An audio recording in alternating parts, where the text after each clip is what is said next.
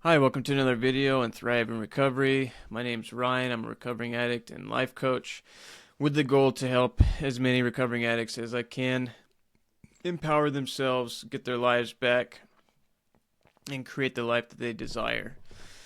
Um, so this is going to be a video called Healthy Relationships. It's the last, besides the summary video, it's the last video in the emotional intelligence module. And this is just going to be touching the basics of a healthy relationship for any recovering addict who doesn't even know what that looks like, right? Because I didn't really know what that looked like when I first got clean. So, what is a healthy relationship? A healthy relationship is one where both individuals feel respected, valued, and supported by each other. It's a partnership, and this isn't just like a love relationship, like your lover. Could be your family, this could be your siblings, this could be your friends. It's a partnership based on mutual trust, open communication, and empathy, where each person can be their authentic self without fear of judgment. In a healthy relationship, individuals support each other's growth, manage conflict constructively, and maintain a balance between closeness and independence. So it's a wonderful balance of being real close, but also being real independent within themselves. So essentials for healthy relationships. Healthy boundaries. Define and communicate your personal boundaries to protect your recovery and overall well-being. One of my personal boundaries is that don't ask me to drink with you, or don't smoke weed around me. A big one is if you use, I'm going to distance myself. I'll still be here, but at a distance. Mutual respect. You value each other's opinions. You listen to their opinions. You recognize their experiences that they're having, that are personal to them, and you recognize the needs. You talk about the needs, treating each other with kindness and consideration. What are your needs? What needs can I fulfill you with? Active listening. Pay attention to your family, friends, and partners' feelings and try to understand their perspective. And we went over active listening in the last video, but it's ultimately listening with curiosity and compassion and understanding and empathy, and not just hearing a person, but judging what they're saying, breaking down what they're saying, finding how you're going to reply to what they're saying, already figuring it all out. Instead, it's just listening, actually listening. Support system. Encourage each other's recovery goals and provide a supportive environment. Me and my girlfriend are really good at this. We have our recovery goals, and we provide a space for each other to work on that with one another and to be there for each other. Self-care. This is a huge one in a healthy relationship. This is when you prioritize your own mental and emotional well-being to be as present and healthy in your relationships as possible. And this goes back to the idea that how can you give what you're not giving yourself, right? If you're not taking care of your mental state, your emotional state, your physical health, how are you going to show up as your best self for somebody else? So this is why it's important in a healthy relationship that both people are prioritizing their own self-care. Patience.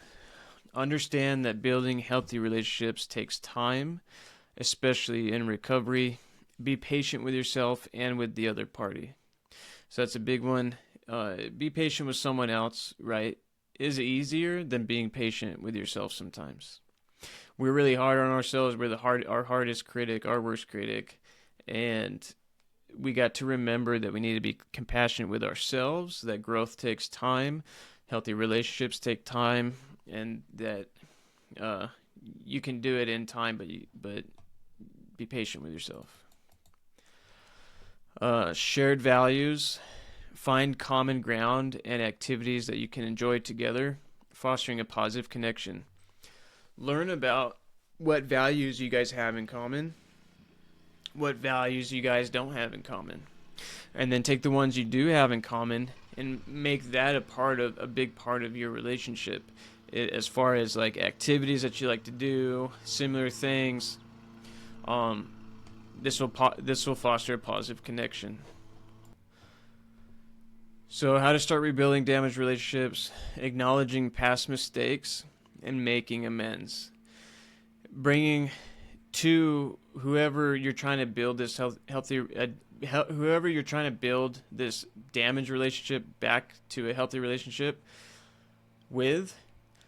You've got to let them know that I did make a mistake, and this is the specifics. This is what I did, and also I'm sorry if there's other things that I did that I'm not aware of.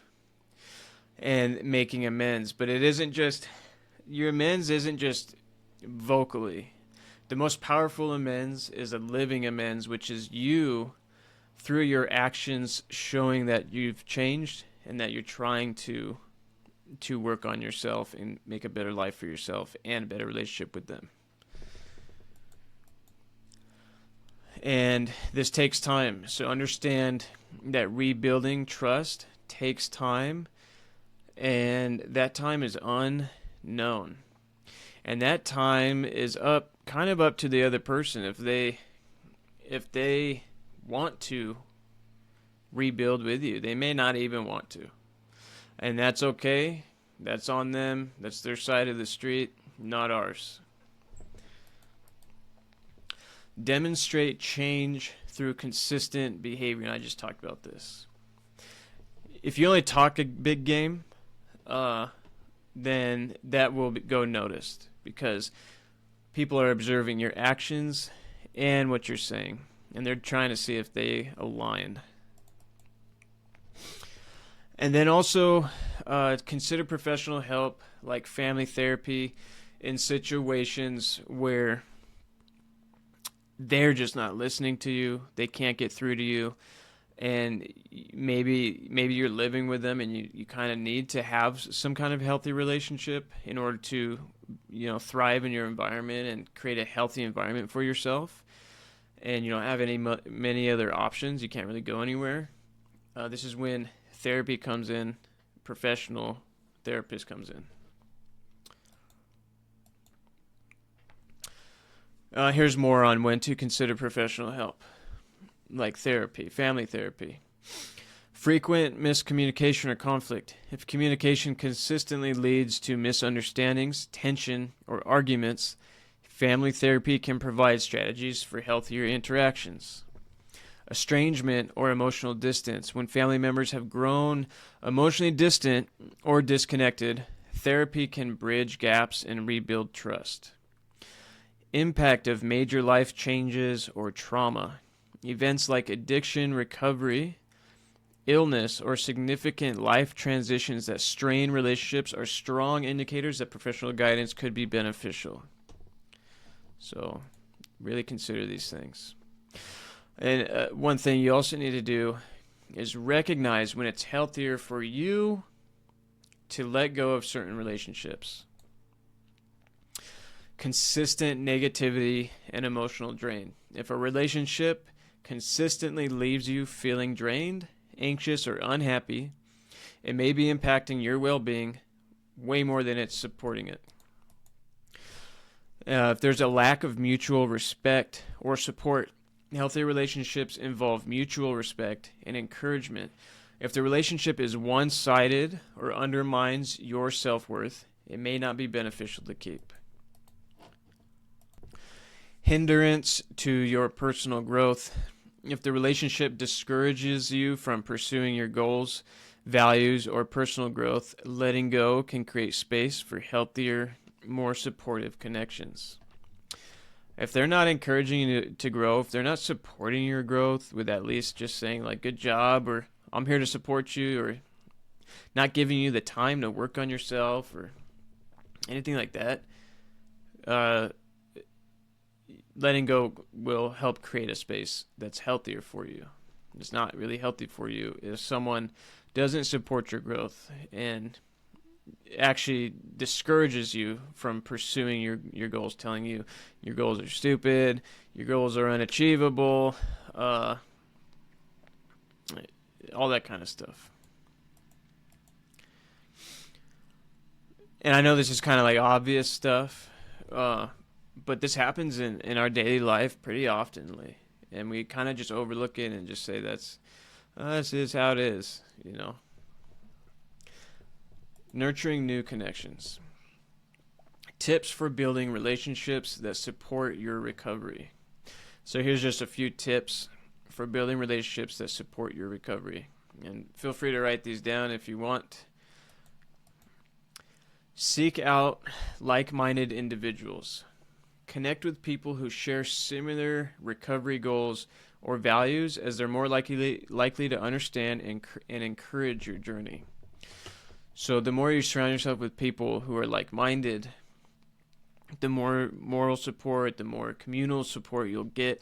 This is the benefit of a group and reaching out in groups and communicating in groups and building friendships in groups. Set healthy boundaries. Communicate your needs and your limits clearly to protect your progress and foster relationships that respect your commitment to recovery. Okay? So in order to do this, though, you need to know what your needs are and what your boundaries are, what your limits are, what are lines that, if crossed, make you want to distance yourself, right? So you really got to define your boundaries. Engage in positive activities together. Spend time with supportive friends or groups in activities that promote well-being, such as exercise buddies, doing hobbies together, going on walks together, going to recovery meetings, to strengthen connections and stay focused on growth. Right, because your growth can't just be talk, right? That's all it'll ever be. If your growth becomes a lifestyle, this is what I do to have fun. I go on runs with my friend. I go to the gym with my buddy or my girlfriend, right? Go to meetings. This is my life. It becomes a life that supports your growth. Here's a few more tips. So, joining support groups and communities. Letting go of fear and being open to new friendships.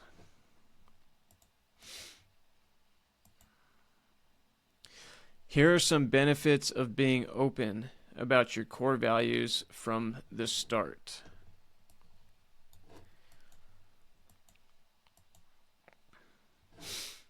When you're open about your core values from the beginning, it enhances connection and understanding. Shared interests and values create a natural bond, fostering deeper understanding and a sense of belonging within relationships. If you communicate right out the gate, these are my values, then, and they have the same ones, then you guys already are connecting on a deeper level.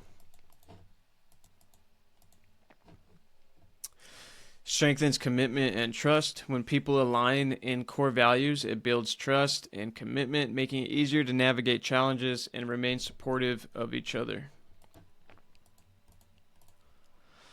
Promotes lasting relationships. Common values and interests provide a stable foundation, increasing the likelihood of meaningful, long-term connections that support mutual growth and well-being. Right? Because it's going to be a lot difficult to try to grow a meaningful relationship with someone whose values are completely different. Right? And if you don't discuss this in the beginning, then you're not going to figure it out until, a year into the relationship. And be like, holy hell, we're two different people. I should have asked what your values were in the beginning. So we're going to do a journaling exercise. And I'll do this with you guys. This is a fun one. Grab your journals. Grab a pen. Right. And what we're going to do is just right at the top, Just put relationship inventory. Relationship inventory. Okay. So what we're going to do is list 3 people you have close relationships with. They could be friends, family members, or mentors. And these are people with close relationships. So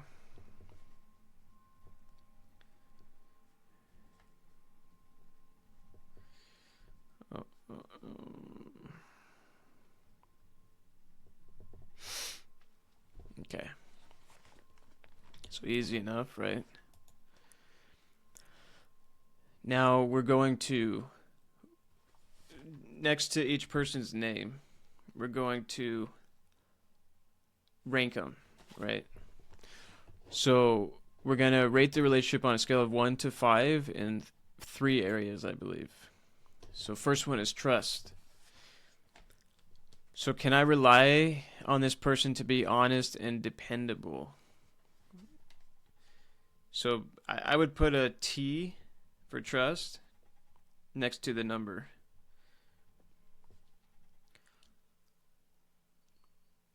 So number each person. So my first person, I could put a 5. Actually, all these people I can, except the last person. So I'm going to put, it's not a super bad number, but it's not a 5. Right, so look at each name. Can you rely on this person to be honest and dependable? And if you can or if you can't, what are the numbers 1 through 5? How often? How many times have you been able to? How many times have they not been honest or dependable?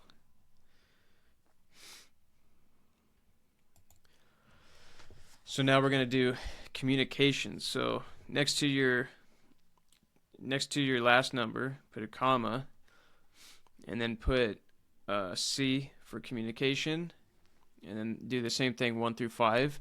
And this is the question: can I openly share my thoughts and feelings with them? It's all about how you feel. Do you feel like you can openly share your thoughts and feelings in a safe way where you're not being judged or criticized? So, what's the number?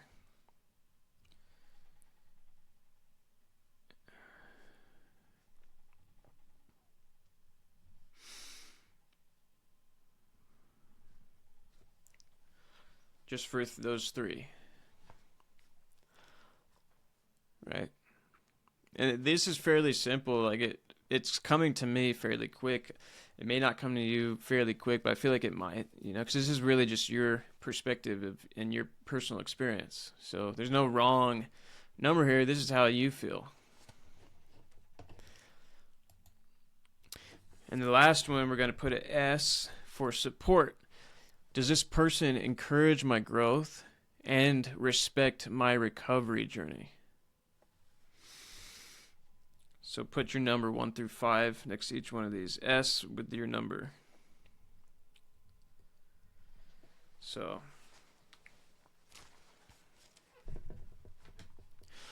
do they encourage your growth when you're working out or when you're meditating or when you're doing something for yourself? Do they say, cool, good job, I'm glad you're doing something for yourself? Are they there supporting that? And do they respect your recovery? Do they acknowledge the work you've been putting in? Do they acknowledge that? Do they share their appreciation or show some kind of way that they respect your journey? Do they give you your space for your recovery? Or do they say, come on, let's go, I haven't got time for that bullshit? Because some people do that. Some people say, who cares about your recovery? Those are very not supportive people, obviously. So underneath all these names and stuff, we are going to answer these questions. This is reflection. What qualities make each of these relationships healthy? So, out of trust, communication, and support, what qualities makes it healthy? And also, so let's answer that one first. So in my first one, it's all three, right? Trust, communication, support. So I would say if your numbers are like 4 and 5, I would say if your numbers are 4 and 5, that would be those would be the qualities that make the relationship healthy, right? If you're a 4 or 5 in trust, a 4 and 5 in communication, 4 and 5 of support, then that would be what makes it healthy. If it's 1, 2, 3 in those areas, that's where you can improve your role to strengthen the connection, which would be the next question. Where can I improve my role to strengthen the connection? So in these relationships, I can improve my role in building their trust, right? So if you have a lower trust number on one of the people, then your role would be building their trust. And the best way to do that is by your actions speaking for you. Not just saying stuff, but actually doing the things that you're saying. And also, I can improve communication. How can I improve my communication? By providing a safe place for them to feel safe and talk about their feelings and how they're doing, and also being a better listener, being a better, more empathetic listener. That's a big one I have to work on, especially with family. You know, sometimes you kind of start tuning family out. It's unfortunate, but I think it happens when we're young. And so getting that back, getting those active listening skills back with your family, takes practice, but it's something you could work on. So I hope this healthy relationships video gave you some stuff. It's not everything, and relationships are very complicated and go very deep. But these are just basic, essential things where to start building a healthy relationship or how to start rebuilding a damaged one. And you know how to do relationship inventory. You could do this with all kinds of people in your life and ask those three things: trust, communication, support. What are the numbers? And if they're falling short in an area, how can you show up to improve your role in strengthening those connections? All right, guys. So that's it for this video. As always, celebrate yourself throughout this process. Everything learned is a win. Every exercise done is a win. You're working on your growth. You're investing in yourself. Celebrate yourself for that. You will gain the positive changes in your life with your growth and application of these basic tools, and so will your loved ones. And as always, remember to take your time. This isn't a race. This is a lifelong journey. And I will see you in the next video and in the community.